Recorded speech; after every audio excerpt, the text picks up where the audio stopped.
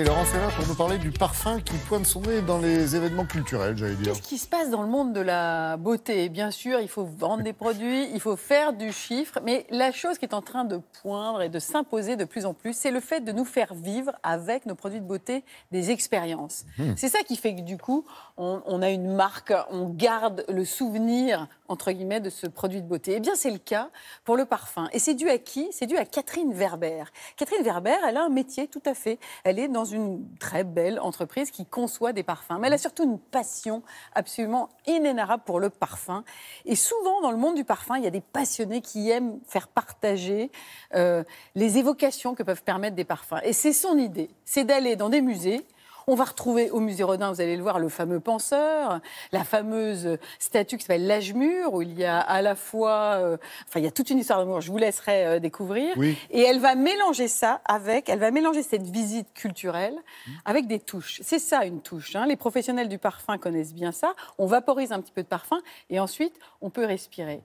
Et là, on va faire acte d'un mot qui a ses origines grecques. Regardez bien, synesthésie.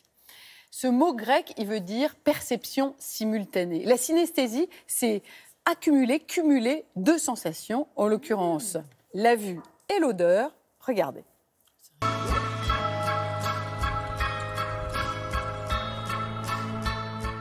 La synesthésie, c'est une union des sensations par lequel deux ou plusieurs sens vont être associés dans le cerveau.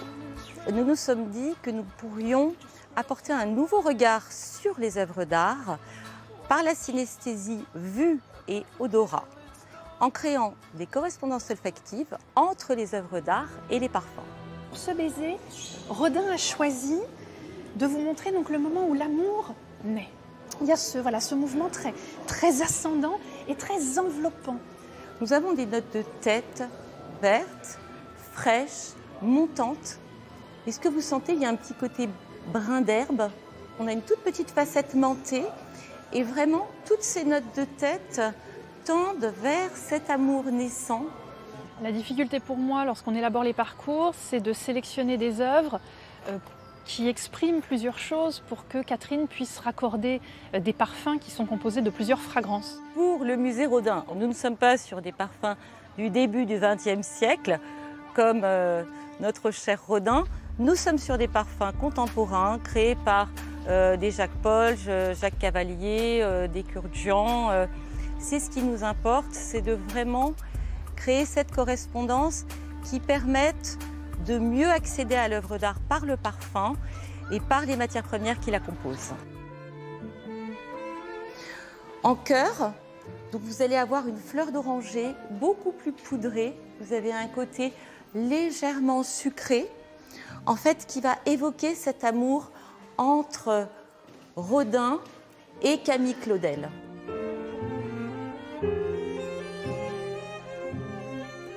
On leur donne d'ailleurs les bases du langage olfactif avec les notes de tête, cœur, fond ainsi que les familles olfactives.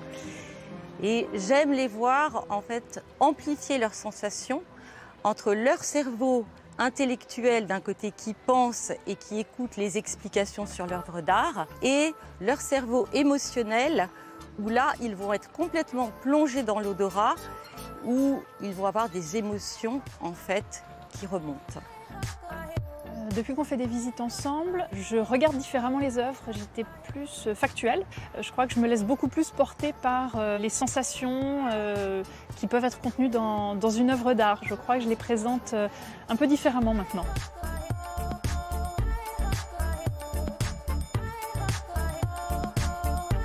C'est une façon de donner encore plus de beauté au parfum que l'on pourra sentir en visionnant l'œuvre d'art.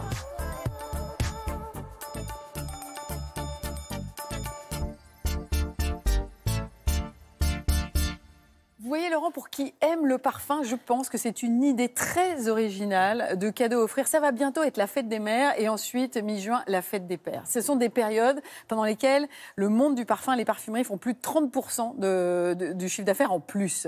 Donc le parfum, c'est une affaire de fête là en ce moment. Après les fleurs, bien sûr, et avant le petit électroménager, c'est anecdotique pour la fête des mères. Donc là, je vous propose que cette visite, autour d'une 30aine d'euros, soit l'objet d'un cadeau parce que revisiter le Louvre, la section d'égyptologie, revisiter le centre Pompidou pour les collections qui existent là-bas, ou pourquoi pas ce musée Rodin et d'autres musées. Et on sait aussi qui est dans l'opération. Voilà, donc sous le nez de Catherine Verber, c'est franchement faire une découverte, une redécouverte du monde moderne du parfum, car ce sont bien des parfums complètement modernes. C'est une proposition qu'elle nous fait.